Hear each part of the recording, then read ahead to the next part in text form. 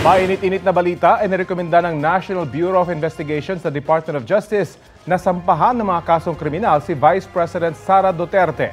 Kaugnay iyan sa mga naging pahayag niya laban kay Pangulong Bongbong Marcos at iba pa.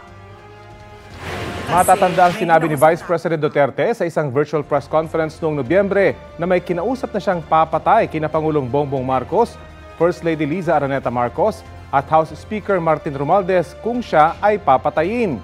Inciting to sedition at grave threat ang inirekomenda ang mga kasong isampa laban kay Vice President Duterte. Bago nito, pinaharap ng NBI ang Vice Presidente pero para magpaliwanag tungkol sa naging pahayag, hindi humarap si Duterte. Sabi naman ng National Prosecution Service, isasalang pa sa evaluation ang usapin para matukoy kung sapat o hindi ang ebidensya para ituloy na agad iyon sa preliminary investigation. Sinisikap ng GMA Integrated News na kunin ang panig ng Vice Presidente kaugnay nito. Sa press conference niya noong Biyernes, sinabi niyang wala siyang sinabing assassination threat laban sa Pangulo. Samantala tinanggal sa pwesto ang 10 pulis ng Tipas Substation sa Taguig dahil sa umunoy marahas at iligal na paghain ng search warrant. Ayon mismo sa Southern Police District, maraming nilabag ang mga pulis sa PNP procedures base sa mga kuha ng CCTV. Balitang hatid ni Nico Wahe. Sa kuha ng CCTV sa loob ng isang tindahan sa barangay Tipas, Taguig City, maririnig ang pagtatanong ng matandang babae sa ilang lalaki na dumating sa kanyang tindahan. Bakit? Bakit? Ano yun? Ano yun? Maya-maya pa, bigla na lang pumasok ang mga lalaki na nakasibilyan. Hinablot ang isang lalaki sa tindahan. Ang isa sa mga lalaki, makikitang may pinapabasa sa babae. Yan ay habang pumapalag sa pagkakahawak ng lalaking nakaitim ang kasama niya sa tindahan. Dito na mas lalong nagkagulo. Tinulak ng isa sa pumasok na lalaki ang matandang babae. At pumasok na rin ang ika-4 na lalaki na naka-uniforme ng pulis. Ang nasa viral video, pamilya ni Ren, hindi niya tunay na pangalan. Target daw ng umunoy search warrant ang kanyang nanay na dating nakulong dahil sa illegal na droga pero na-acquit at nakalaya noong 2022. Pagdating ko nga po, nagsisigawan na po mga kapatid ko. Tapos nung nakita ko po, may mga pulis po sa bahay, mga naka-jacket po. Tapos sabi ko, ano pong ginagawa niyo sa bahay namin? Bakit po ganyan? Bakit sinira niyo po mga CCTV namin? Ano pa po panlaban namin? Tapos sabi nila, ayaw yung tumigil ang dami nagtuturo sa inyo, ganyan-ganyan, nagbibenta daw kayo ng ano. Ikinagulat din daw ni Ren ang sinapit ng kanyang minor de edad na kapatid na siyang nakaputing damit na hinablot ng pulis.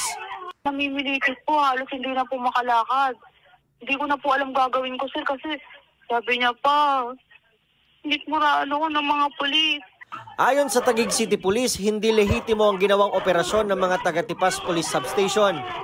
Bali, base po sa investigasyon po natin, at personal ko rin pong nakausap yung biktima. Lumalabas nga po na hindi po, wala pong warrant o walang authority yung mga pulis na pumasok po sa bahay po nila. Posible raw na racket ito ng mga sangkot na pulis. Para kunwari mahuli tapos palalabasin sa pamamagitan ng pera, basta bayaran ng pera, may ganun po ba? Lumalabas po sa investigasyon po natin, ganun po ang kanilang intensyon. May nakuha rin doon na pera sa bahay ng pamilya. Hindi raw ito ang unang beses na nangyari ito sa kanila. Nitong February 2, hinuli raw ang kanyang kuya at pinagbibintangang sangkot din sa droga at may baril umano.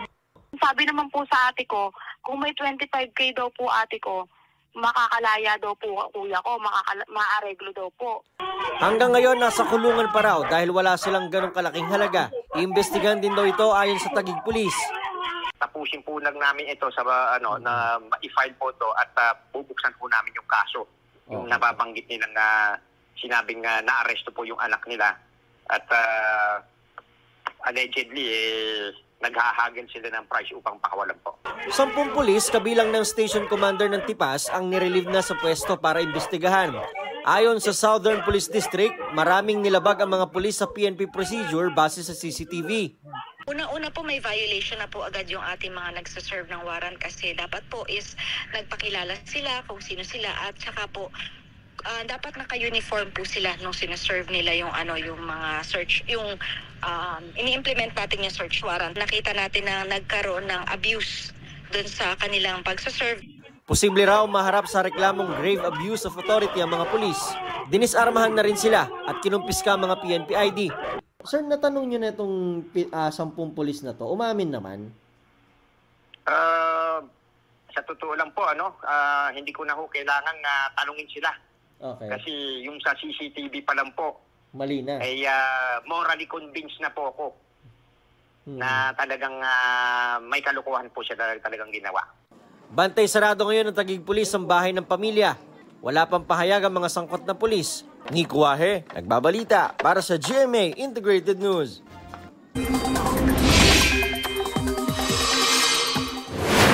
Mga kapuso, isang bagong low-pressure area ang binabantayan sa labas ng Philippine Area of Responsibility.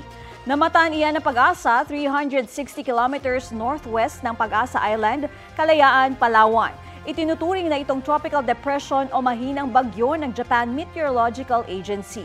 Pero nananatiling LPA yan para sa Pag-asa. Mababa na umano ang tsansa ng nasabing LPA na maging bagyo at pumasok sa PAR. Sa kabila niyan, nagpapaulan sa Palawan ang trough o extension ng LPA. Bukod dyan, patuloy na uulanin ang ilang bahagi ng bansa dahil sa shear line, amihan o kaya'y easterlies. Posible ang heavy to intense rain sa ilang lugar na maaaring magdulot ng baha o landslide. Mababa naman ang tsansa ng ulan dito sa Metro Manila base sa rainfall forecast ng Metro Weather. Ngayong Miyerkules, naitala ang 16.6 degrees Celsius na minimum temperature sa Baguio City, 18.5 degrees Celsius sa La Trinidad, Benguet, habang 23.8 degrees Celsius dito sa Quezon City. Isinailalim sa state of calamity ang Puerto Princesa sa Palawan kasunod ng matinding pagbaha dulot ng ulang dala ng shear line. Apektado ng pagbaha ang mahigit sa 3,000 pamilya at daang-daang ektarya ng pananim sa 24 na barangay. Ayon sa City Budget Officer, 86 million pesos ang maaaring gamitin mula sa Quick Response Fund para tugunan ang pangangailangan ng mga biktima. Nagsasagawa na ng assessment sa pinsala sa fisheries at livestock ang mga otoridad. 5 bangkay naman ang na-recover sa bayan ng Aborlan matapos tangayin ng baha ang sinasakyan nilang van noong Linggo ng gabi. 7 naman ang nakaligtas dyan.